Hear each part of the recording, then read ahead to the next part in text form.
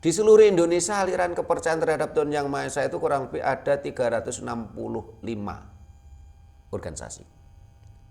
Di Malang itu ada kurang lebih, Malang Raya itu kurang lebih 55 organisasi aliran kepercayaan.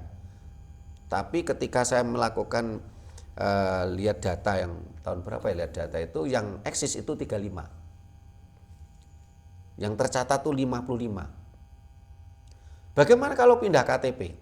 Kalau pindah KTP nggak cuma sekarang, udah kemarin. Jadi berdasarkan undang-undang ya, tentang kependudukan tahun nomor 50 tahun 2006, bahwasanya warga negara Indonesia boleh mengosongkan kolom agama di KTP-nya.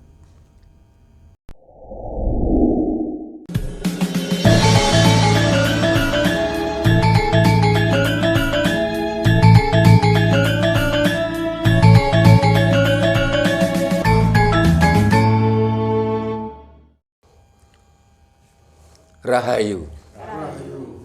Para pemirsa Raket Prasojo TV channel yang kami hormati, selamat berjumpa kembali dalam kegiatan Yayasan Raket Prasojo, Lembaga Pengkajian, Pelestarian, dan Pengembangan Budaya Nusantara.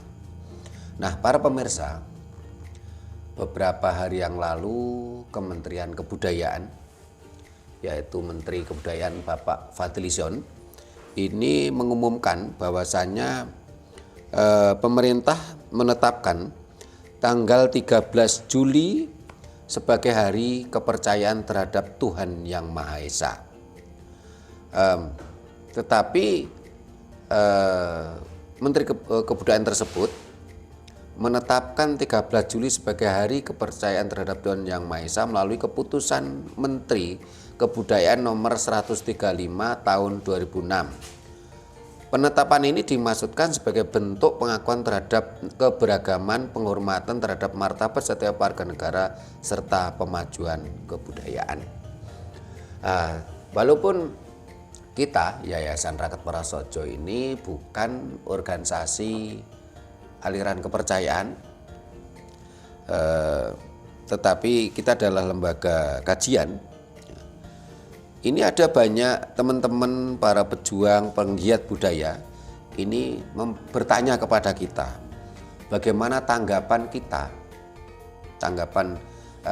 kita sebagai lembaga pengkajian, pelestarian, dan pengembangan budaya Nusantara atas keputusan pemerintah tersebut tanggal 13 Juli sebagai hari kepercayaan terhadap Tuhan Yang Maha Esa tersebut. Nah, para pemirsa, sebelum kita bahas bareng-bareng ya, tanggapan kita bagaimana, analisa kita bagaimana, kajian kita bagaimana ya. Tentunya kajian kita lebih objektif yang kita harapkan, karena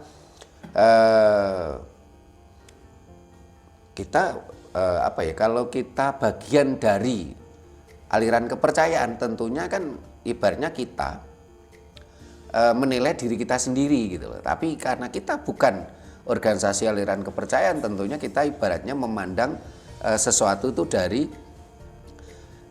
dari luar, dari objektivitas, bukan karena subjektivitas. Nah, sebelum itu kita buka tembang seperti biasa oleh Mbak Diah. Silakan Mbak Diah.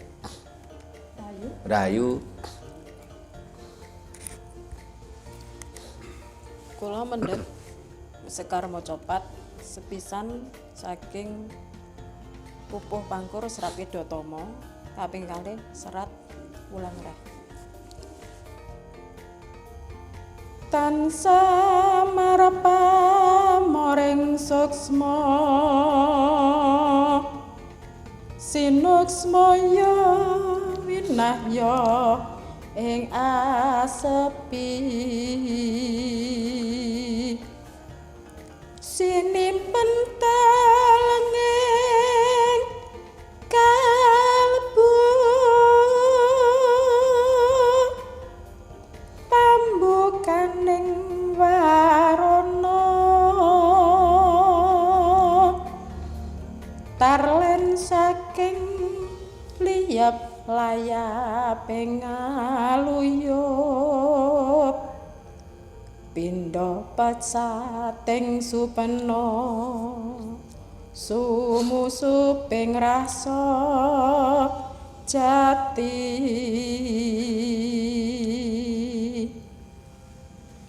mingkar mingkuring ukara akarana karenan marati siwi sinawang resmining kidung sinoba sinu karata mreh kretarata pakaratining ilmu luhur kang tumrap ing tanah Jawa agama ageming ngaji sampun rayu. Rahayu. Terima kasih Mbak Diah yang sudah nembang. Coba pinjam ya, tagnya. Ini tag ini terkait dengan bagaimana sebuah proses kita bisa berkomunikasi antara sukma sejati kita dengan sukma kawekasatu Tuhan. Tan samar pamoring suksmo. Jadi sukmo ini yang dimaksud ini adalah sukmo sejati kita. Ini tan samar. Istilahnya itu tan itu tidak, samar ya samar, sesuatu yang tidak jelas, sesuatu yang bayang-bayang atau sesuatu yang maya. Tentang pamoring sukmo. Sinuk sukmoyo winahyo ing asepi. Sukmo kita bisa keluar pamornya itu ketika posisi dalam kondisi yang sepi. Sinuk sukmoyo winahyo ing asepi. Wayang sepi. Sinimpen telenging kalbu. Suksmo tadi memang di dalam raga kita yang kita sendiri sebenarnya tidak paham suksmo itu posisinya di mana. Nah, karena ini dari Wedotomo karya Mangkunegara IV dan waktu itu memang sudah ada pengaruh Islam sehingga di sini ada kata kalbu. Kalbu atau kolbu itu memang bahasa Arab yang artinya hati. Sehingga sang pencipta tembang ini Mangkunegara IV itu berperspektif kalau sukmo tadi di hati kita. Padahal umpamanya dari sisi medis dibedahlah tubuh kita, kita keluarkan bongkahan daging hati kita atau liver kita, ya tidak akan ketemu gitu loh. Jadi tentang pamor suksmo itu sebuah misteri yang tentunya ya sulit untuk kita untuk kita bahas secara detail. Tetapi tentunya suksmo tadi di dalam tubuh kita. Sehingga orang Jawa mengatakan ketika kurungane manuk jebol, manuke mabur. Kurunge manuk adalah raga kita, manuk tadi adalah sukmo kita. Pambukaning warono. Bagaimana kita warono, tire itu terbuka. Ketika tarlen saking liyeping layaping ngaluyup. Ya. Sehingga ketika kita posisi sepi, kita samadhi, tarlen saking liyep layaping ngaluyup. Jadi kita posisi semedi itu bagaimana kita mencapai titik konsentrasi, kita benar-benar alam ngaluyup. Pindo pesating supeno. Supeno itu mimpi. Jadi ketika suksmo kita itu pamornya keluar, itu seperti liep layaping ngaluyup, begitu pesat ya. Pindo pesating supeno. Saya yakin setiap orang tidak akan tahu kapan dia bermimpi gitu loh. Nah, seperti juga itulah waktu kita samadhi. Begitu cepat sekali suksmo kita tadi, talen saking liping layaping ngaluyup, pindo pesating supeno, sumusuping rahso jati.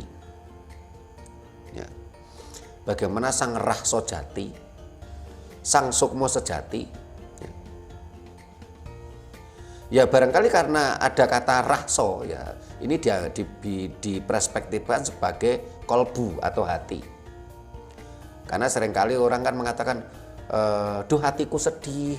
Jadi kan, jadi seolah-olah rasa itu kan dari hati. Gitu.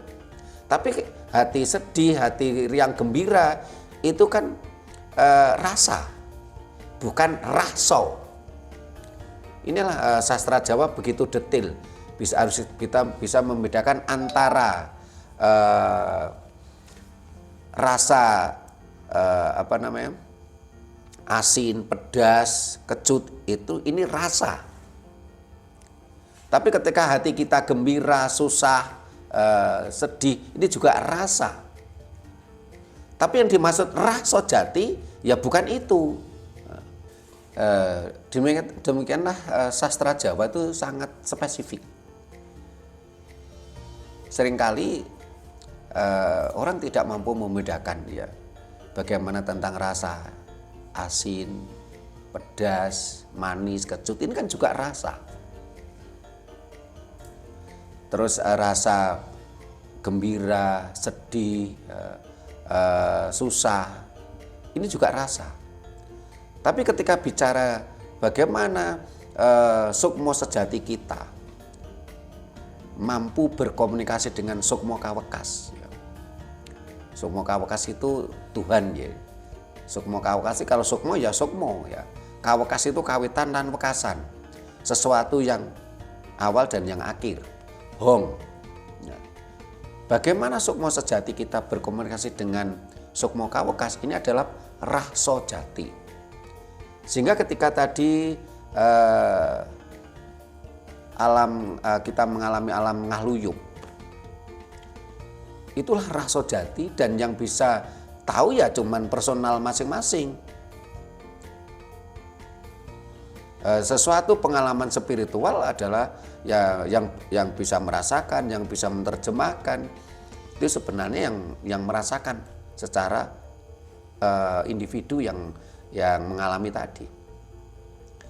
Kenapa tembang ini kita pilih untuk menjadi pembuka dalam tema kita? 13 Juli ditetapkan pemerintah sebagai hari kepercayaan terhadap Tuhan Yang Maha Esa. Karena disitulah intinya orang ketika kita sebuah proses ya, kepercayaan terhadap Tuhan Yang Maha Esa, kan intinya di situ tadi. Bagaimana sang rahso jati merasakan sukmo sejati kita itu mampu berkomunikasi dengan sukmo kawekas. Ini kan pakai rahso jati, bukan pakai mulut kita. Seperti halnya kita mengicipi rasa pedas, manis, asin, kecut. Bukan dengan hati kita yang merasakan gembira, susah, senang, sedih dan sebagainya. Nah, dengan keputusan pemerintah ini yang menetapkan 13 Juli sebagai hari kepercayaan terhadap Tuhan Yang Maha Esa, ini tentunya kalau menurut saya ada sesuatu nilai plusnya juga. Ada pemerintah mengakui keberadaan teman-teman para penghayat terhadap Tuhan Yang Maha Esa dari berbagai seluruh belahan Nusantara ini. Kenapa kok 13 Juli? Ini ternyata setelah saya baca, Karena ini dalam sejarah teman-teman penghayat, teman-teman penggiat ajaran leluhur ini mulai bergerak itu tanggal 13 Juli 2005 sampai akhirnya ditetapkannya Undang-Undang nomor 56 tahun 2006 kalau nggak salah, yang awalnya pemerintah memperbolehkan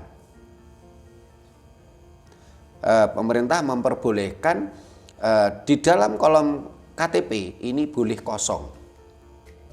Jadi sejarahnya itu awalnya di kolom KTP itu kosong, strip. Setelah itu dalam perkembangannya terus gugatan-gugatan ke MK, yang sekarang di KTP boleh dicantumkan kepercayaan terhadap Tuhan Yang Maha Esa. Kepercayaan YME biasanya begitu. Ketika banyak teman-teman penggiat budaya termasuk teman-teman penghayat meminta tanggapan kita terhadap keputusan pemerintah tersebut, tanggapan saya itu dalam satu sisi ini pengakuan pemerintah terhadap keberadaan para penghayat kepercayaan terhadap Tuhan Yang Maha Esa. Tapi dalam satu sisi saya mengatakan ini ada unsur pendangkalan dasar negara kita Pancasila. Kenapa saya katakan ini ada unsur pendangkalan terhadap dasar negara NKRI yaitu Pancasila? Karena di dalam Pancasila, sila pertama itu adalah ketuhanan yang Maha Esa. Ketuhanan yang Maha Esa. Nah, ketika sila pertama ketuhanan yang Maha Esa, terus baru sekarang ya, pemerintah menetapkan 13 Juli sebagai hari kepercayaan terhadap Tuhan Yang Maha Esa. Dengan penetapan ini menjadikan apa? Penghayat kepercayaan terhadap Tuhan Yang Maha Esa disetarakan dengan agama. Disetarakan atau disamakan. Tetapi disetarakan atau disamakan itu bukan berarti sama. Sebagai contoh begini, kita bicara kata disamakan. Sekolah swasta disamakan. Kan di sekolah swasta kan ada terdaftar, diakui, terdaftar, diakui, disamakan. Yang dimaksud dengan disamakan negeri kan berarti tidak sama. Nah, disamakan itu pun maknanya bukan juga tidak sama. Nah, jadi sesuatu yang disamakan itu bukan berarti sama. Sehingga saat ini dari 6 agama, ya, Islam, Kristen, Katolik, Hindu, Buddha, Konghucu, ini di bawah naungan Kemenak. Sementara teman-teman penghayat kepercayaan ini di bawah Kemendikbud. Jadi kepercayaan terhadap Tuhan Yang Maha Esa itu merupakan ajaran leluhur Nusantara, ini dianggap budaya. Sementara agama dianggap sesuatu yang absolut. Padahal kalau kita mau bicara secara keilmuan, agama adalah merupakan spiritual culture, budaya spiritual. Dan setiap bangsa ini memiliki budaya spiritualnya masing-masing. Sehingga tidak heran bangsa Indonesia, bangsa Nusantara, bangsa Jawa, bangsa Batak memiliki spiritual culture sendiri. Budaya spiritual yang diwariskan leluhur kita. Bangsa Arab juga memiliki spiritual culture tersendiri. Bangsa Israel memiliki spiritual culture tersendiri. Bangsa Cina memiliki spiritual culture tersendiri. India memiliki spiritual culture tersendiri. Semua adalah spiritual culture, budaya spiritual. Jadi agama adalah spiritual culture dan itu bagian dari budaya. Tetapi pemerintah kita pun masih ban cindim ban siladan. Nah, ketika kita bicara tadi Pancasila, ketuhanan yang Maha Esa, dan sekarang ditetapkan 13 Juli sebagai hari kepercayaan terhadap Tuhan yang Maha Esa. Seharusnya Pancasila tadi memang suatu wujud. Kalau kepercayaan terhadap Tuhan yang Maha Esa merupakan spiritual culture bangsa Indonesia. Tapi saat ini ternyata dianaktirikan di Kemendikbud dengan anggaran yang minim. Sementara di Kemenak anggarannya besar. Kemarin saya dapat info, di Kemenak itu ada anggaran untuk pembinaan umat beragama sejumlah 69 triliun. Yang 60 triliun ini semuanya diklaim diborong oleh mayor. Yang 9 triliun ini dibagi untuk 5 agama. Ini ada pendangkalan-pendangkalan dasar negara. Padahal dasar negara kan jelas toh, ketuhanan yang Maha Esa, sila pertama. Dan ini adalah kepercayaan terhadap Tuhan yang Maha Esa. Tanggal 13 Juli ditetapkan oleh pemerintah sebagai hari kepercayaan terhadap Tuhan yang Maha Esa. Saya jadi teringat ketika saya membaca informasi di Jepang. Di Jepang ini spiritual culture-nya adalah Shinto. Sehingga seluruh bangsa Jepang ini spiritual culture yang pokok mereka yakini adalah Shinto. Tetapi pemerintah Jepang ini lunak, ya.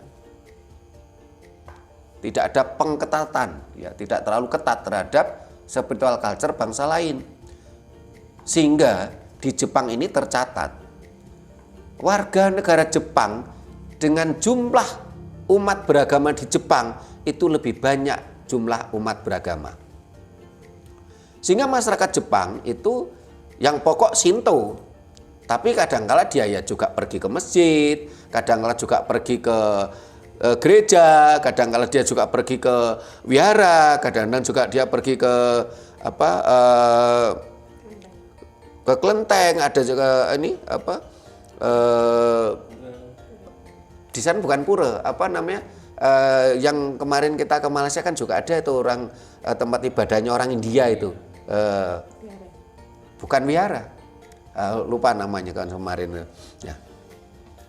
Sehingga kalau pemerintah Indonesia ini seperti Jepang, ya, tentunya dasar negara kita kan sila pertama ketuhanan yang Maha Esa. Seharusnya seluruh warga negara Indonesia harus berketuhanan yang Maha Esa.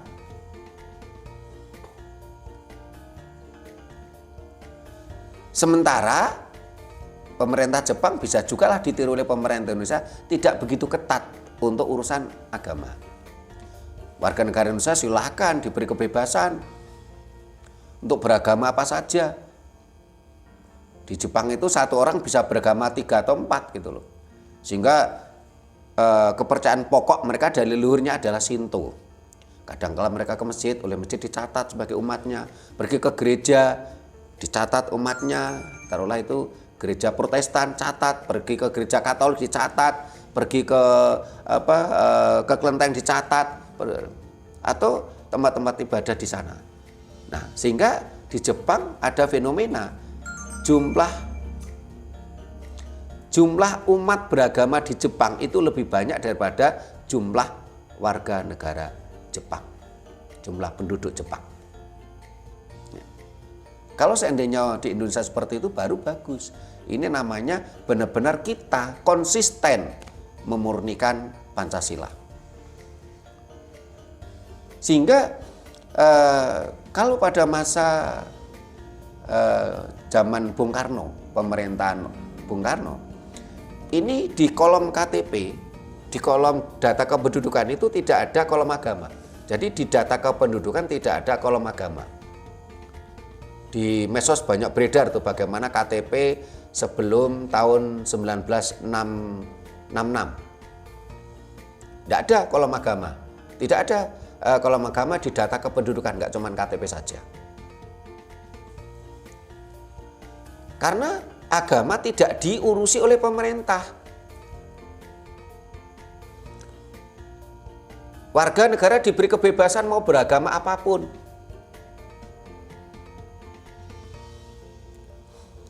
Kalaupun toh ada menteri agama, itu tidak ngurusi agama, tetapi ngurusi umat beragama. Kenapa? Karena umat beragama itu manusia, dan manusia tadi adalah warga negara, dan kewajiban negara mengurusi warganya.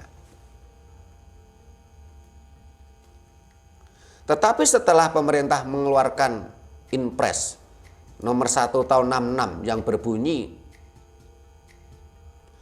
warga negara Indonesia harus memeluk agama yang diakui oleh pemerintah, disitulah mulai pemerintah mengkhianati Pancasila.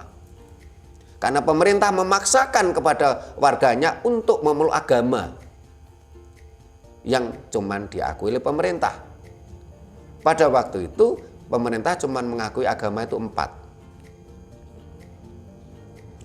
Islam, Kristen, Katolik, Hindu.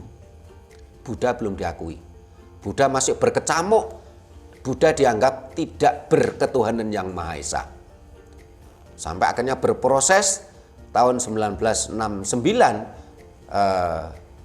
Buddha baru mulai diakui, tapi masih berproses sehingga Dirjen Agama Buddha baru ada tahun 1975.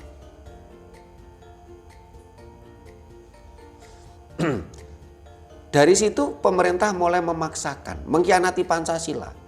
Karena di dalam Pancasila tidak ada satupun sila bicara agama, bicaranya ketuhanan yang Maha Esa. Jadi orang Indonesia itu tidak beragama nggak apa-apa.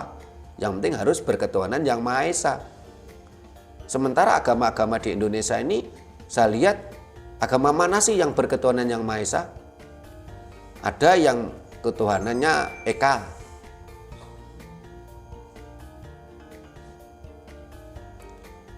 Ada agama yang berprinsip itu Tuhan itu satu, Eka. Kalau dalam bahasa Arabnya itu Ahad. Nah,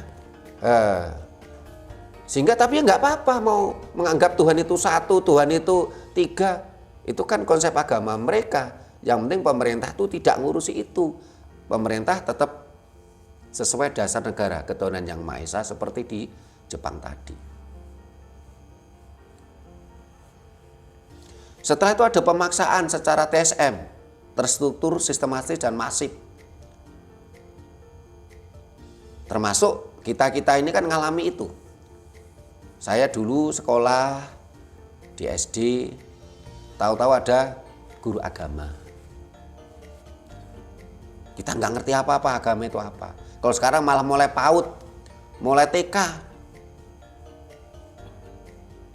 Sehingga saat ini, ya termasuk Bu Nani kemarin cerita, cucunya cari sekolah TK yang nasionalis saja nggak ketemu. Mulai TK dipaksa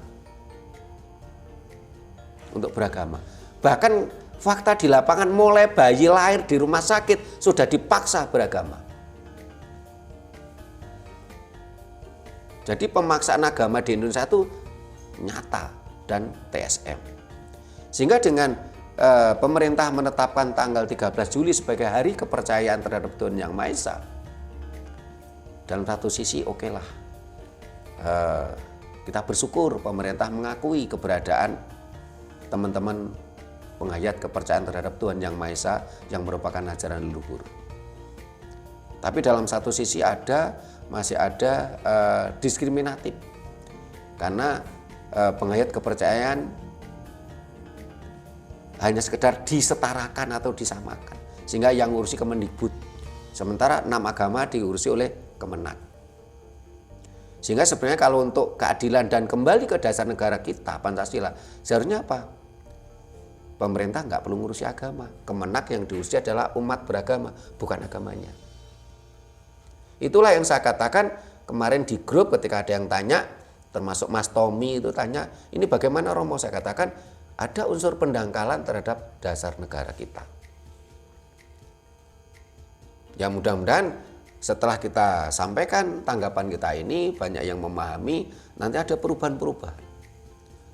Kita terus perjuangkan supaya terjadinya kemurnian Pancasila, supaya bangsa ini kembali jaya. Karena bangsa yang mabuk dogma itu cenderung nalarnya lemah.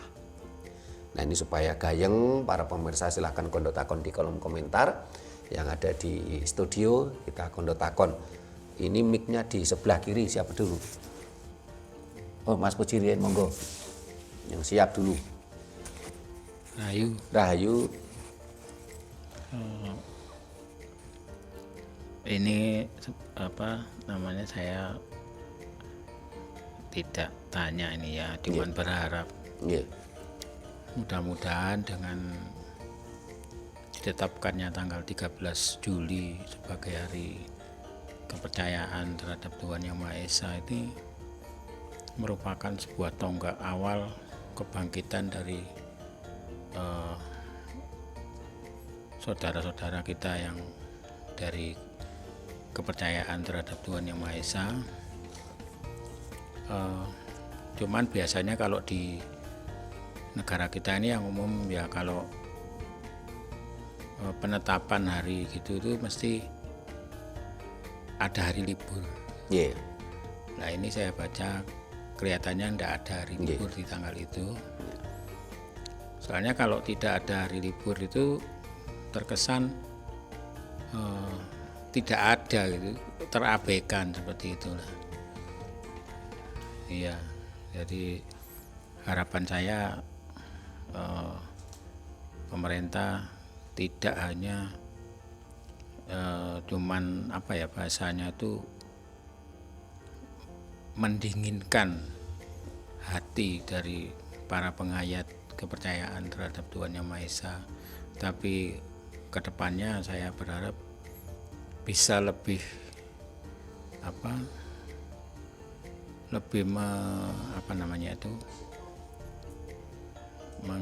menetapkan mengakui bahwa kepercayaan penghayat kepercayaan terhadap Tuhan Yang Maha Esa itu eksis, ada, bukan cuman itu dianggap keyakinan syirik musyrik seperti itu ya menurutnya. Itu aja. Rahayu, terima kasih Mas Puji. Bu Nani. Rahayu. Sekilas saya mendengarkan, karena kan sudah dimulai, saya baru datang, mohon maaf. Tadi dikatakan bahwa tanggal 13 itu ada pengakuan 13 Juli pengakuan penghayat kepercayaan. Berarti komunitas itu sudah ada sejak dulu ya. Lah kenapa ya pemerintah kok sampai menganaktirikan, padahal penghayat kepercayaan ini kan betul-betul budaya, betul-betul unsur spiritualnya di situ. Dan bagaimana mereka sedemikian lamanya bertahan dalam kiprahnya. Terus contohnya itu yang saya tahu hanya di Sunda Wiwitan itu saja. Lainnya itu kira-kira daerah mana? Dan di Malang apakah ada? Terus kalau tadi kolom agama itu dikosongkan, sekarang berarti kalau sudah ada penetapan diakuinya penghayat kepercayaan tersebut, bagaimana caranya kalau kita ingin pindah kepercayaan itu, terus kemana kita harus pergi, minta petunjuk caranya bagaimana? Apakah di Malang itu sudah ada gerakan pindah agama, maksud saya seperti itu. Matur nuwun. Rahayu, ya, Bu Nani. Mas Hadi. Rahayu. Ini Kondo. Menurut saya masalah tanggal 13 itu bagus karena apa, penghayat kepercayaan itu diakui sama negara ya, karena kalau nggak diakui apa ya, jadi ya seperti kata Bunda tadi, anak tiri, jadi kita itu singitan, jadi nggak bisa. Kalau seumpamanya di agama itu misionaris, nah seperti misionaris itu nggak bisa langsung apa, mensiarkan lah gitu. Nah, harapan saya pemerintah itu ya itu tadi, kalau sudah mengesahkan siapa tahu ya dananya diperbanyak gitu, supaya ada apa ya, ada perhatian yang lebih. Masalahnya itu adalah apa, agama lokal. Jadi sebelum ada agama-agama monco itu sudah ada duluan. Gitu. Kita siapa? Rahayu. Rahayu, terima kasih Mas Hadi. Jadi ke Mas Puji tadi, memang dari pemerintah menetapkan tanggal 13 Juli sebagai hari kepercayaan terhadap Tuhan Yang Maha Esa. Teks itu kan sama dengan Pancasila atau sila pertama, ketuhanan Yang Maha Esa. Tetapi ini baru penetapan, tetapi tidak ditetapkan hari libur. Sebenarnya kalau kita bicara untuk kemajuan bangsa, sebenarnya malah untuk saat ini kita ini sudah terlalu banyak hari libur. Tapi banyaknya hari libur itu didominasi oleh agama mayor. Ini menurunkan produktivitas sebenarnya. Kalau nanti tanggal 13 itu menjadi hari libur kepercayaan terhadap Tuhan Yang Maha Esa, kita tambah lagi hari liburnya. Apalagi mohon maaf kalau hari liburnya tuh kecepit, ya, ini libur lagi. Nah, maksudnya hari liburnya taruhlah Jumat gitu ya. Sabtu ya, akhirnya jadi libur, kecepit. Hari liburnya Selasa gitu ya, Senin ya kecepit. Kita akhirnya menjadi bangsa yang produktivitasnya itu menjadi berkurang. Padahal untuk kemajuan bangsa tentunya tidak harus banyak hari libur. Sehingga kita kemarin di Malaysia kan masih ingat tuh Mas Puji itu, di Indonesia itu hari libur, sana kan nggak hari libur tuh kemarin tuh. Pas hari apa itu? Ya. Nah ini kan seharusnya bagaimana? Kalau menurut saya kembalilah ke dasar negara Pancasila, yang dimana dari 5 sila Pancasila tidak ada satupun yang bicara agama. Sehingga negara, dalam hal ini pelaksana negara adalah pemerintah, ini tidak boleh ngurusi agama. Sehingga apa? Semua hari libur agama tadi dihapus. Nggak perlu ada hari libur. Walaupun kadangkala pemerintah itu memberikan catatan hari libur bagi yang memperingati. Tapi sama aja gitu loh. Akhirnya yang lain juga libur akhirnya. Sehingga hari libur dihapus semua. Untuk meningkatkan produktivitas. Kita yang perlu diperingati cukup apa? 1, 17 Agustus hari kemerdekaan, Independent Day, itu perlu, itu kita sebagai bangsa. Terus umpamanya Hari Pahlawan 10 November itu perlu kita sebagai bangsa. Kalau kesaktian Pancasila nanti dulu, karena sampai detik ini G13 PKI masih simpang siur. Atau hari lahirnya Pancasila 1 Juni, oke, itu sebagai dasar negara diperingati. Yang penting malah itu ya, 1 Juni hari lahirnya Pancasila, 17 Agustus hari kemerdekaan, 10 November hari pahlawan. Apalagi? Ya sudah, itu aja. Yang lainnya dihapus. Seharusnya malah gitu malah. Sehingga tidak lagi cenderung diskriminatif, anak tiri. Teman-teman penghayat nggak diberi hari libur. Sementara agama satu yang mayor itu hari liburnya banyak sekali. Sudah dimanja, anggarannya minta besar. Padahal mereka juga belum mayor loh. Hanya mayor di KTP saja loh. Ketika kita bicara fakta di lapangan, agama apa yang mayoritas di Indonesia? Agama KTP.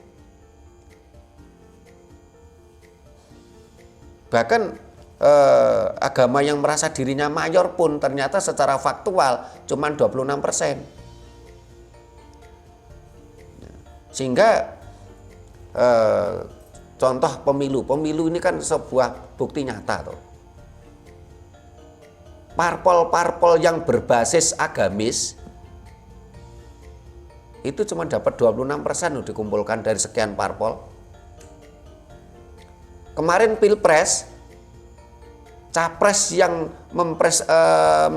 yang merupakan interest prestasi agama ya cuma dapat 26% toh kemarin. Yang mayor itu tetap agama KTP gitu. Ini demi keadilan sosial bagi bangsa Indonesia, keadilan sosial bagi seluruh bangsa Indonesia.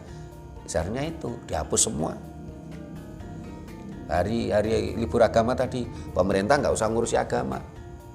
Tapi kira-kira, ini yang nentang banyak itu karena selama ini berapa juta orang yang makan kenyang perut gendut gara-gara agama itu.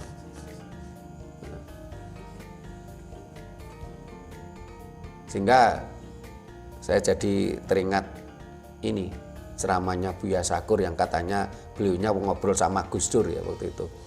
Buya Sakur cerita dalam ceramahnya beliaunya ngobrol sama Gus Dur. Apakah ngobrol itu benar atau tidak? Lah itu yang tahu Buya Sakur kan. Dia mengatakan gini, orang pegang agama itu seperti pegang bara api.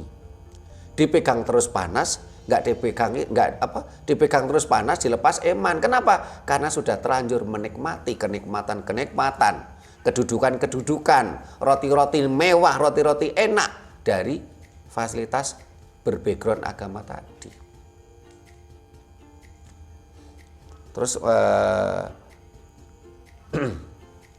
Bu Nani tadi, berarti orang penghayat kepercayaan itu ada? Oh iya ada, karena itu asli kepercayaan leluhur kita dulu yang turun-temurun.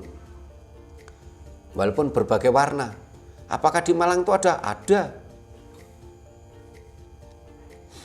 Di seluruh Indonesia aliran kepercayaan terhadap Tuhan Yang Maha Esa itu kurang lebih ada 365 organisasi. Di Malang itu ada kurang lebih, Malang Raya itu kurang lebih 55 organisasi aliran kepercayaan. Tapi ketika saya melakukan lihat data yang tahun berapa ya, lihat data itu yang eksis itu 35. Yang tercatat tuh 55. Bagaimana kalau pindah KTP? Kalau pindah KTP nggak cuma sekarang, udah kemarin. Jadi berdasarkan undang-undang ya, tentang kependudukan tahun nomor 50 tahun 2006. Bahwasanya warga negara Indonesia boleh mengosongkan kolom agama di KTP-nya. Terus dalam perkembangannya, kalau nggak salah tahun 2013 atau 2014 itu boleh dicantumkan di dalam kolom agama kepercayaan YME, maksudnya kepercayaan terhadap Tuhan Yang Maha Esa. Ketika saya cukup dekat dengan Bupati Malang pada waktu itu, saya banyak membantu itu warga Malang yang ingin merubah KTP-nya dari agama, ya, terutama agama Islam menjadi kepercayaan terhadap Tuhan Yang Maha Esa. Sampai-sampai MUI kebakaran jenggot. Wah, katanya ini sesat. Yang sempat kita bahas di video kita yang dulu gitu. Ya. Jadi bagaimana caranya? Ya caranya sederhana aja bagi kita semua yang ingin merubah itu. Ya pergi ke Dispenuk Capil membawa surat keterangan dari paguyuban atau organisasi yang dia ikuti, paguyuban aliran kepercayaan tadi. Seperti halnya umpamanya non-muslim menjadi mu'alaf, ini kan harus membawa surat keterangan dari ulama atau dari masjid. Kalau beliaunya sudah menjadi mu'alaf. Prosesnya sama. Dan saya yakin sekarang tidak lagi dipersulit. Kalau pada waktu 2010-an itu masih dipersulit, walaupun undang-undangnya sudah ada jelas. Karena banyak pemerintah daerah itu masih ketakutan. Sehingga ada beberapa orang yang waktu itu sudah berKTP penghayat kepercayaan, itu ketika ada kemarin perekaman EKTP, tahu-tahu kembali ke agama semula gitu loh. Karena orang-orang yang beragama mayor itu sebenarnya seperti ada ketakutan kalau ada pengurangan jumlah umatnya tadi. Ini kalau yang disampaikan Bu Nani ya sebenarnya banyak, caranya mudah ya. Terus kemarin ada juga yang nanya kepada saya, bagaimana kalau Pak Sutirmo pribadi? Saya katakan, dulu saya beragama bukan kehendak saya kok. Tahu-tahu tadi saya ceritakan masuk SD, tahu-tahu ada guru agama Islam. Jadi saya memeluk agama Islam itu bukan karena kesadaran saya, tapi karena sikon, karena kondisi. Tahu-tahu di KTP saya, tahu-tahu beragama Islam. Sehingga kalau saya suruh ganti agama, saya tidak mau. Saya inginnya apa? Kembali kemurnian Pancasila. Negara dalam hal ini pemerintah tidak lagi mengurusi agama. Ini yang benar. Karena di sini pemerintah melakukan pengkhianatan terhadap Pancasila gitu loh. Sehingga tadi saya katakan ketika pemerintah saat ini mengakui tanggal 13 Juli sebagai hari kepercayaan terhadap Tuhan Yang Maha Esa, dalam satu sisi oke lah kita menyambut positif. Teman-teman penghayat itu misalnya diakui oleh pemerintah. Tapi dalam satu sisi ada pendangkalan Pancasila di situ. Sehingga ketika penghayat disetarakan dengan agama, ini semakin pengkhianatan Pancasila kan semakin parah gitu. Karena kepercayaan terhadap Tuhan Yang Maha Esa disetarakan dengan agama. Dan prakteknya ada banyak sekali pemaksaan beragama. Anggaran-anggaran yang tidak seimbang. Nah, ini sekarang gantian sebelah kiri. Monggo, Pak Giono dulu, monggo. Rahayu. Saya cuma menanyakan leluhur. Nggih. Budaya leluhur itu apa sama dengan agama? Misalnya leluhur itu kan budaya, Pak ya. Yeah. Ya agama kan harusnya agama. Seperti budaya punya kesenian itu budaya, Pak ya. Yeah. Budaya. Lah di sinilah leluhur kita itu nggak mungkin nggak ada agama. Yeah. Pasti dia juga beragama. Yeah. Nah agama dulu apa kapitayan atau apa dalam arti seperti itu tadi apa? Penghayatnya itu. Nah, namanya itu budaya, seperti budaya kesenian. Nah, berarti kalau budaya leluhur kita itu ini loh ya, keseniannya yang mana? Seperti reog, keseniannya di Ponorogo, diakui orang Malaysia geger.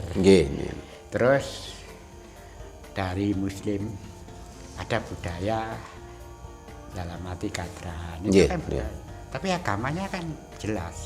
Ya, ini yang saya tanyakan, leluhur itu dulunya jangan. Ya memang kita ayo uriri budaya leluhur. Berarti kan keseniannya. Nah agamanya itu apa? Ya monggo seperti A atau B atau C. Ya soal agama Dayak kan sesudah dalam arti kerajaan. Sebelum itu kan pasti ada. Terima kasih. Matur nuwun Pak Giono. Mas Anton, monggo. Rahayu. Menurut saya pemerintah mengakui penghayat itu saya kira terlambat. Ya. Mengapa?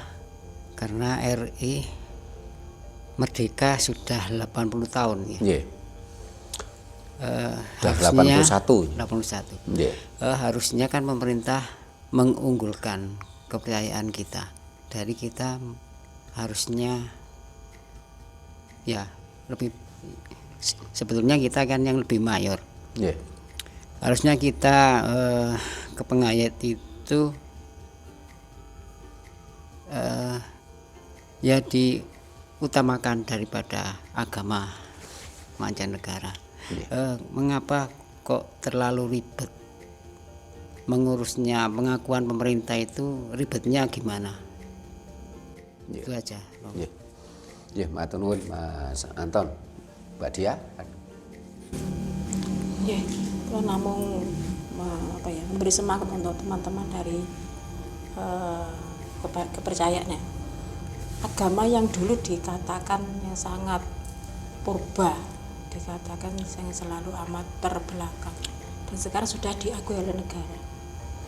Ya, saya hanya mengatakan mengucapkan semangat saja untuk teman-teman dari penghayat dan kepercayaan, atau orang-orang teman-teman dari paguyuban kejawen. Itu Rahayu, terima kasih Mbak Diah.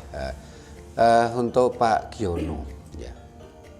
Ketika kita bicara budaya itu budaya dalam berbagai video kita sudah kita sampaikan. Yang dimaksud budaya adalah budi dan dayanya. Jadi budaya Jawa adalah budi dan dayanya orang-orang Jawa, itulah budaya Jawa. Nah, budaya Jawa itu seperti proses manusia lahir sampai jadi yang pertama adalah bahasa dan sastra, ini juga budaya. Terus jadi ketika anak lahir itu kan mulai nangis, itu kan bahasa. Dan bahkan bahasa universal yang seluruh dunia akui ini adalah tangisan bayi. Ini bahasa yang universal. Seluruh dunia itu bayinya orang Jawa, bayinya orang Jepang, bayinya orang Amerika itu tangisannya sama. Budaya yang pertama adalah bahasa dan sastra. Yang kedua adalah adat dan tradisi. Yang ketiga adalah seni. Yang keempat jagaraga, yang kelima falsafah dan spiritual. Dan agama diakui itu tidak, ini merupakan spiritual culture, budaya spiritual.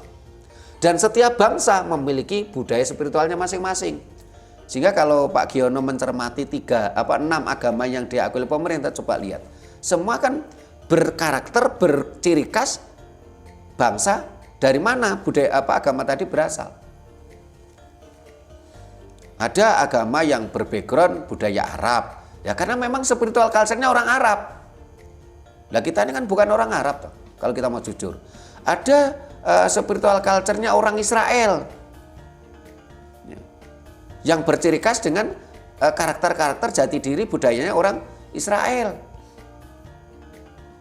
Jadi agama itu sebenarnya bagian dari budaya. Agama adalah budaya spiritual culture.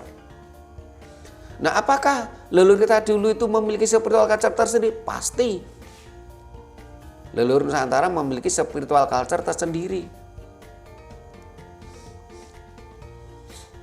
Pada masa kerajaan Majapahit, ini bukan kerajaan Hindu Buddha. Saat ini kan mulai tahun 1870 oleh kolonial, kita ini kan mulai dikaburkan sejarah itu. Sampai-sampai pemerintahan Hindia Belanda waktu itu menerjunkan banyak ilmuwan sarjana-sarjananya untuk meneliti, setelah itu membelokkan sejarah. Saat ini banyak orang menganggap Majapahit itu kerajaan Hindu Buddha. Hanya karena dari berbagai serat Jawa kuno disebutkan bahwasannya kapitayan orang Jawa. Jadi agama orang Jawa dulu itu bukan kapitayan. Saat ini juga dibelokkan lagi. Seolah-olah agama Jawa kuno itu kapitayan. Dengan menyembah Sangjang Taya katanya. Taya itu artinya suwung. Ini kan juga pembelokan. Dan saya sangat prihatin teman-teman penggiat budaya kok yo manut dibelok nih tanpa mau berpikir nalar. Kalau mereka mengatakan agama kuno orang Jawa ini Kapitayan katanya. Karena mereka menyembah Sang Hyang Taya. Taya artinya suwung. Padahal Kapitayan itu bahasa Jawa yang artinya kepercayaan. Kapitayan, kapitadosan, ini kepercayaan. Ini berawal dari TAP MPR nomor 1 tahun 73. TAP MPR terhadap yang berisi tentang kepercayaan terhadap Tuhan Yang Maha Esa. Nah kalau orang awam gitu saya masih maklum loh. Kadang-kadang banyak teman-teman penggiat budaya Jawa itu loh kok ya gelem nanti. Kok ya gak gelem pakai nalar gitu loh. Oke lah mereka mengatakan agama Kapitayan ini menyembah Sang Hyang Taya. Sang Hyang Taya itu artinya suwung loh. Kalau memang Tuhannya itu Sang Hyang Taya, kenapa kok mereka tidak mengatakan ketayaan? Kok mengatakan Kapitayan? Karena Kapitayan itu dari kata dasar pitaya, pitoyo, pitoyo itu pitados, percoyo. Jadi kalau ada kalimat agama Jawa kuno itu Kapitayan, itu penyesatan. Tapi kalau Kapitayan orang Jawa kuno dulu ya, orang Majapahit itu adalah Gomo Budi Siwa Buddha. Gama itu aturan, Siwa itu adalah angkasa, Buddha itu adalah Ibu Pertiwi. Ibu Pertiwi Bopo Angkoso. Tes abang seko biang, tes putih seko bopo. Akhirnya itulah bendera merah putih. Kata agama sendiri saat ini juga rancu.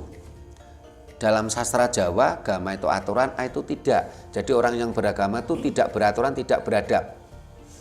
Tapi oleh KBBI dibelokkan menjadi A itu tidak, agama itu murad marid. Yang dimaksud agama sesuatu yang tidak murad marid.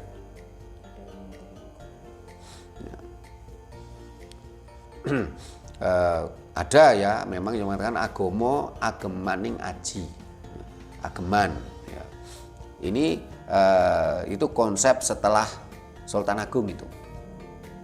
Agomo ageming aji, ageman itu pakaian. Jadi yang supaya ini penggiringan juga supaya orang yang beragama itu supaya berbaju, agama itu kan pakaian, berpakaian supaya mulia. Tapi faktanya banyak orang beragama itu malah cenderung mudah marah, emosional, sesuatu yang tidak sama dengan dia disalahkan.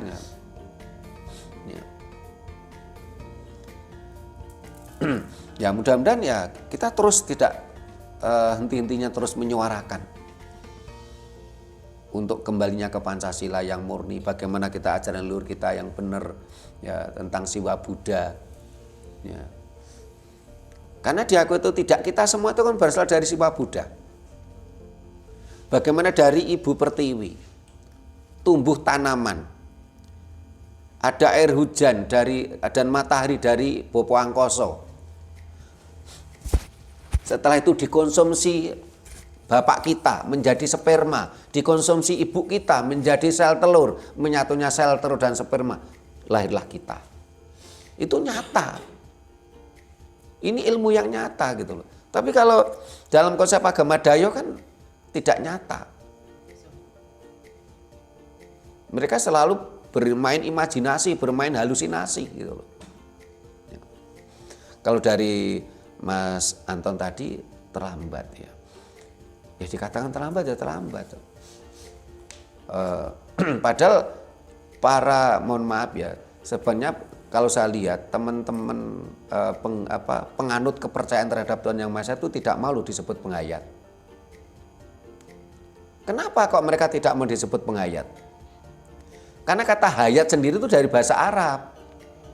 Selama ini para kaum agamis seringkali itu mengolok-olok pelaku kepercayaan terhadap Tuhan Yang Maha Esa dengan apa? Dengan kata apa? Penghayat. Dengan kata apa? Aliran kebatinan. Nah, sementara batin sendiri itu bahasa Arab. Kaum agamis yang terutama yang mabuk Arab itu cenderung mengolok-olok penganut kepercayaan terhadap Tuhan Yang Maha Esa itu dengan kata sesuatu yang negatif menurut mereka. Disebut aliran kebatinan lah, dia disebut aliran penghayat lah. Ya. Karena sementara kata batin itu bahasa Arab, lahir batin itu bahasa Arab, hayat itu bahasa Arab. Mereka lebih suka disebut apa? Penganut kepercayaan terhadap Tuhan Yang Maha Esa sesuai dengan TAP MPR nomor 1 tahun 73. Lah, yang memunculkan kata kapitayan itu pertama malah almarhum Dr. Agus Sunyoto, Ketua Umum Les Bumi. Kapitayan diambil dari kepercayaan, karena kepercayaan dalam bahasa Jawa Kromo ini adalah kapitadosan, kapitayan. Ya. Dikatakan terlambat ya terlambat, tapi kalau bisa sebenarnya kita harus memperjuangkan kembali ke dasar negara Pancasila. Biarkan warga negara ini berpikir cerdas, akan memilih apapun agama yang dia pilih. Mau pilih agama Dayo ya silakan, tapi dengan kesadaran, bukan dengan pemaksaan TSM. Mau milih ajaran leluhur ya silakan, atau seperti Jepang tadi, yang pokok dia kepercayaan terhadap Tuhan Yang Maha Esa, tapi dia juga beragama ABCDE seperti di Jepang, sehingga nanti nggak ada masalah. Jumlah penduduk itu lebih banyak jumlah umat beragama daripada jumlah penduduk. Katanya agama itu membawa keselamatan, berarti kan banyak agama kan banyak selamat malahan. Tetapi kenyataannya tidak boleh. Keluar agama dianggapnya malah agama yang mengatakan orang yang keluar agama itu boleh dibunuh ya malah. Bu Nani udah pegang mic, monggo. Ya, mau kondo takon. Menambahkan ini takon. Yeah. Penganut kepercayaan itu bagaimana cara berdoanya dan di mana mereka berdoa itu. Ten mawon matur nuwun. Nggih, matur nuwun Bu Nani. Mas Puji mau nambah? Saya cuman ini menitip pesan aja. Soalnya dari kegiatan-kegiatan kita selama ini kan, terutama di bulan Suro ini, itu kan kita lihat ya, saudara-saudara kita itu berpakaiannya udah, wih, Jawa tenan, sampai pakai gelundung sapi apa itu. Pesan saya tuh gini, kita ini kan pemerintah ini sudah memberikan saya bilang belum lampu hijau ya, lampu kuning, lampu 13 kuning. Juli 2026 ini. Pesan saya terutama rekan-rekan yang membanggakan diri sebagai penerus Mojopahit, ya. Saya harapkan itu lebih mengangkat ajaran leluhur. Jangan mencampur adukkan ajaran leluhur dengan ajaran dari impor dari Timur Tengah itu. Saya cuman berharap itu aja. Rahayu. Rahayu. Mas Hati mau nambah? Pak Ki mau nambah lagi? Sampun. Bu Nani, penganut kepercayaan terhadap Tuhan Yang Maha Esa itu berdoanya bagaimana, di mana? Ya, karena kalau kita bermindset agama ya, Islam di masjid, Kristen di gereja, nah, itu karena saat ini kan pemerintah ngurusi mereka gitu loh, ngurusi agama. Nah, sementara kepercayaan tidak pernah diurusi gitu loh, sehingga akhirnya teman-teman penganut kepercayaan terhadap Tuhan Yang Maha Esa kalau berdoa ya di rumahnya masing-masing. Kalau kelompok yang agak besar seperti Sabto Dharma itu punya sanggar sendiri, ya di sanggarnya masing-masing. Jadi kalau Bu Nani tadi tanya apa taunya cuman Sunda Wiwitan di Malang Raya itu ada atau enggak? Oh banyak. Temennya Bu Nani siapa? Bu Titik Caraka itu kan penghayat kepercayaan dari Sabto Dharma. Terus ada lagi dari Sumarah, dari Bulat, dari Dharma Bakti, dari Ponco Bekti Rasa Tunggal, dari Kapribaden, Putra Romo itu dari Wewarah Gesang, banyak di Malang tuh banyak. Cuman kadang-kadang mereka masih takut-takut juga untuk berpindah KTP gitu loh, karena saya pernah membantu seorang sesepuh di Malang Selatan sana. Dari awalnya itu beragama Islam, itu menjadi kepercayaan terhadap Tuhan Yang Maha Esa. Sesepuh ini ketika bersih desa itu selalu dia mendapatkan tugas itu yang mimpin ritual bersih desa, ritual Jawa. Tapi anehnya setelah dia berganti KTP, kepercayaan terhadap Tuhan Yang Maha Esa itu malah disingkirkan oleh masyarakat. Kan aneh toh. Padahal ritual bersih desa itu kan semuanya ritual kejawen, ritual Jawa gitu loh. Berarti apa? Masyarakat kita belum siap menerima kebenaran. Mereka hanya berpikir sesuatu yang tidak sama dengan saya itu salah. Ini yang terjadi seperti itu. Lah bagaimana mereka berdoa? Ya berdoa dengan konsepnya masing-masing. Dan kepercayaan itu nggak cuma di Jawa, di Batak juga ada, di Kalimantan Keharingan, di Batak itu ada Parmalim sama Parbaringin, di Nusantara semuanya ada. Ya, mereka berdoa dengan cara mereka sendiri, ya pakai bahasa Jawa, ya pakai bahasa Batak, ya pakai bahasa Bali, ya pakai bahasa Sasak. Di Sasak itu ada Wetu Telu.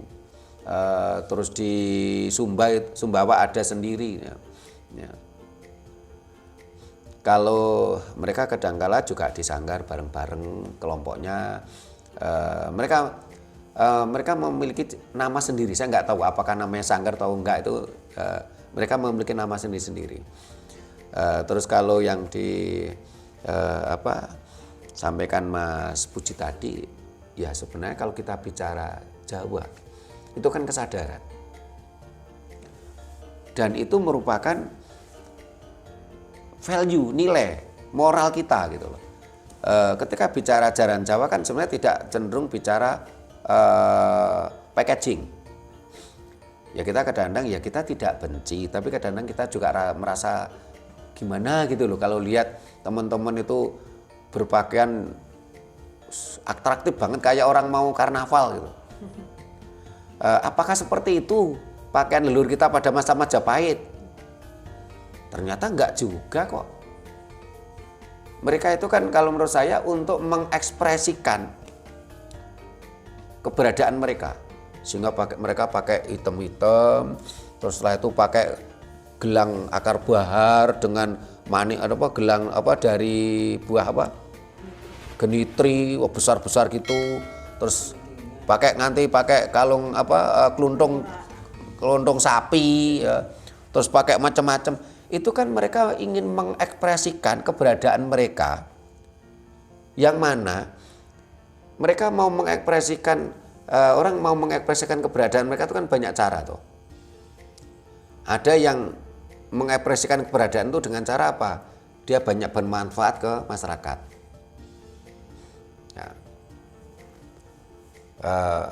Ya mohon maaf contoh aja ya, di Bumiayu ini walaupun saya pendatang, saya pernah jadi waktu itu ketua penataran P4 ya. Kita pernah menyelamatkan dana P2KP yang hampir hilang dikorupsi orang ya. Ini kan salah satu cara mengekspresikan keberadaan kita supaya diakui oleh masyarakat. Terus ada yang mengekspresikan dengan cara dia bermanfaat, umpamanya dia bergotong royong, dia bekerja bakti. Ya. Tapi kan tidak semua orang mampu seperti itu gitu loh. Akhirnya mereka mengekspresikan keberadaannya dengan cara seperti itu. Apakah salah? Enggak, kita nggak bicara salah. Sehingga tadi saya katakan kita nggak benci kok pada mereka. Itu cara mereka gitu. Walaupun kadang-kadang rasanya kayak gimana gitu loh. Sehingga kemarin itu saya sempat ngobrol sama mantan suaminya itu. Ini kalau berpakaian tuh seperti itu gitu. Nah, terus saya juga ketemu orang kadang-kadang yang berpakaian seperti itu gitu. Ya terserah mereka lah. Terus ada lagi yang mereka itu memakai nama keren. Ya. Wong nama aslinya itu taruhlah si Narto gitu. Setelah itu pakai nama keren lelananging jagat tuh. Pakai nama keren kadang-kadang Songgobuwono. Ya. Ada yang pakai nama Bima Sakti lah, itu kan ya itu terserah mereka lah, saya nggak benci juga. Cuman kalau menurut saya fase itu pernah saya alami sebelum saya menemukan jati diri saya. Ketika saya dulu itu sering nulis ya, nulis cerpen, nulis puisi, saya pakai nama waktu itu apa? Asanetra. Terus pernah pakai nama Trihandoko. Saya dulu tuh merasa malu dengan nama Sutrimo. Kok nama Sutrimo tuh jelek gitu. Karena saya belum menemukan jati diri saya. Setelah saya menemukan jati diri saya, wong tua aku memberi nama saya Sutrimo. Itu direwangi bancaan, wilujengan ya. Direwangi tirakat. Saya kan berarti berkhianat pada orang tua saya. Diberi nama Sutrimo kok ganti nama menjadi Trihandoko. Saya merasa nama Trihandoko itu keren gitu waktu itu. Kalau saya waktu itu kan belum ada HP, belum ada medsos. Saya waktu itu sering nulis di media cetak itu dengan nama Asanetra. Karena kita orang sastra waktu itu, Asanetra. Nah, fase itu sudah saya alami gitu. Sehingga ketika saya lihat teman-teman yang berpakaian seperti itu, saya masih punya foto waktu saya gondrong masih ada. Fase itu pernah saya alami, sehingga saya nggak menyalahkan mereka, nggak benci mereka. Saya yakin mereka pun nanti juga akan mengalami fase seperti saya. Lama-lama risi dewi, nggih pakaian sing aneh-aneh gitu. Kadang-kadang rambutnya gondrong gimbal kaya rata wadus, ambune gak enak. Wah, Jawa nggak seperti itu sebenarnya. Tapi itulah fase kehidupan. Kita nggak perlu benci pada mereka. Ya, cuman maksud saya itu gini. Tiap agama yang dari luar itu, itu mereka punya pakaian sendiri, ciri khas pakaian tersendiri. Jadi seperti itu ya. Sedangkan kita orang Indonesia aja tiap wilayah itu punya pakaian sendiri-sendiri. Pakaian adat tersendiri. Iya, adat tersendiri. Jadi kalau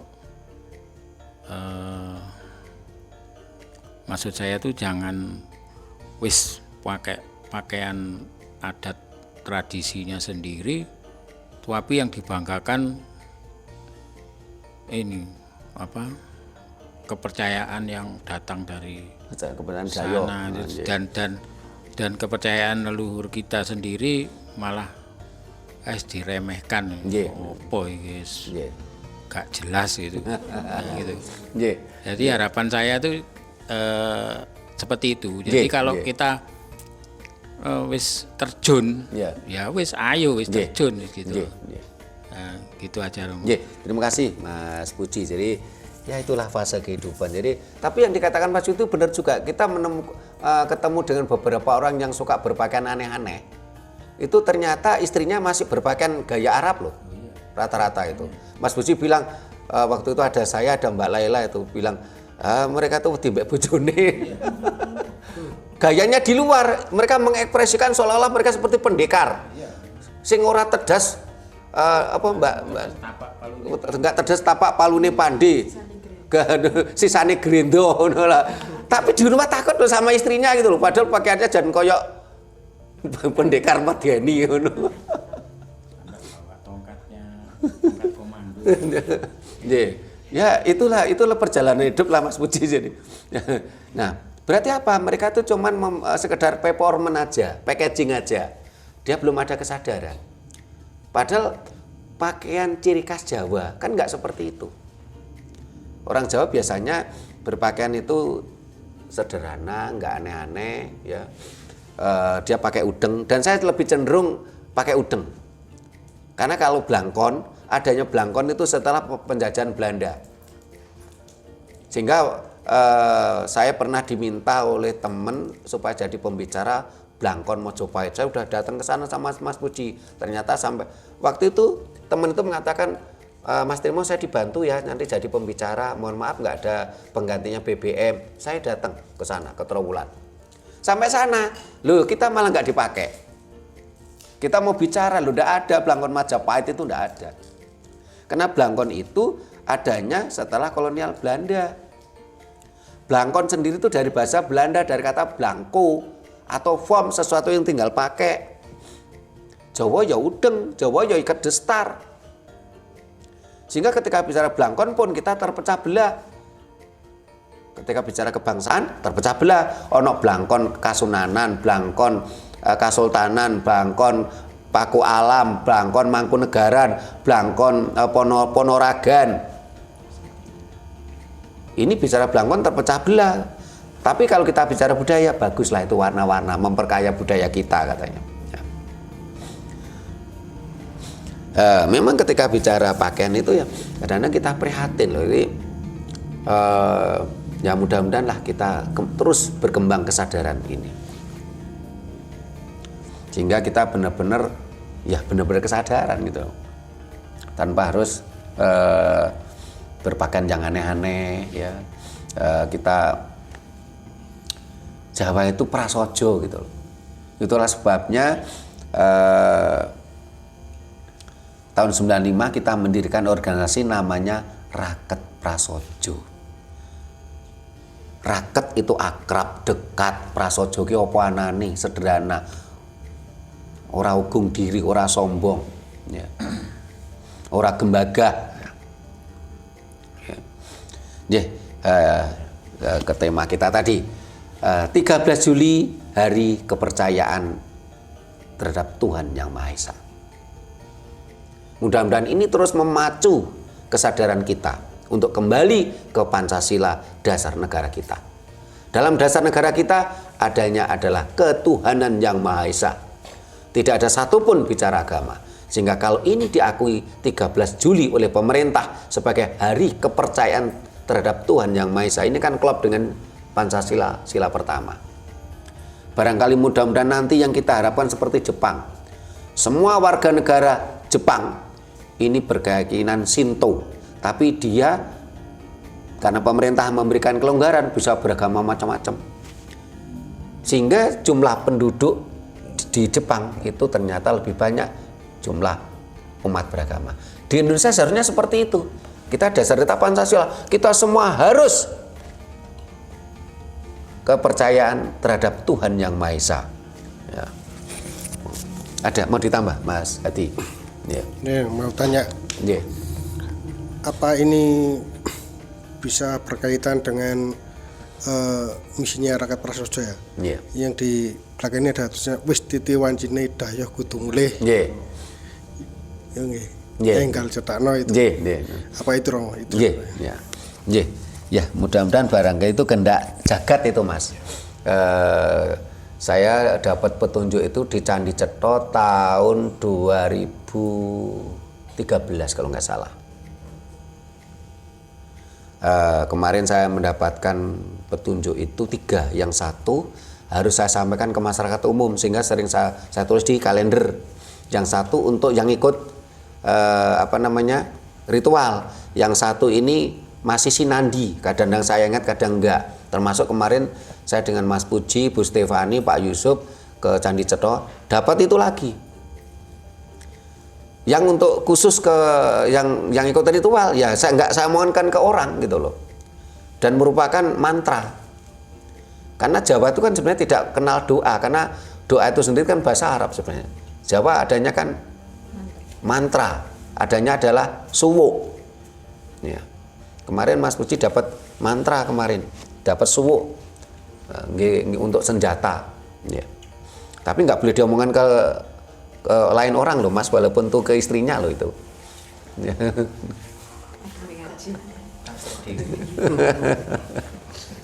yang enak ya Bu Stefani karena kebetulan sama suaminya. Istri saya juga tidur di hotel. Nah, barangkali itu kehendak jagat Mas Hadi ya. Dan selama ini memang ADART Yayasan Rekat Prasojo ini memang istilahnya menginvestasikan Pancasila. Sehingga di anggaran dasar Yayasan Rekat Prasojo berbunyi apa? Organisasi ini bukan organisasi keagamaan, bukan organisasi aliran kepercayaan. Organisasi tidak mengurusi agama atau kepercayaan anggotanya.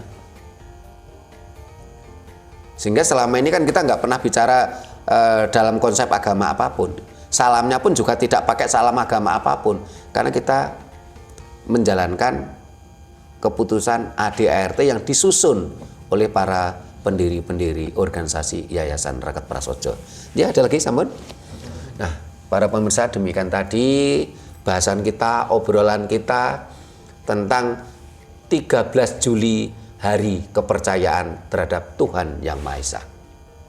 Mudah-mudahan bermanfaat untuk kita semua, memberikan pencerahan, menyadarkan kepada bangsa ini menuju kemerdekaan bangsa ini, merdeka jiwa raga. Wis titi wancine enggal cetakno, dayoh kudu mulih, utang kudu nyaur, nyilih kudu balekke, hanantur hangunduh. Matur nuwun, bila mana ada kata-kata kami yang kurang berkenan, tata krama kami yang kurang memadai, kami mohon maaf. Terima kasih, sampai jumpa di kegiatan kita lainnya. Rahayu.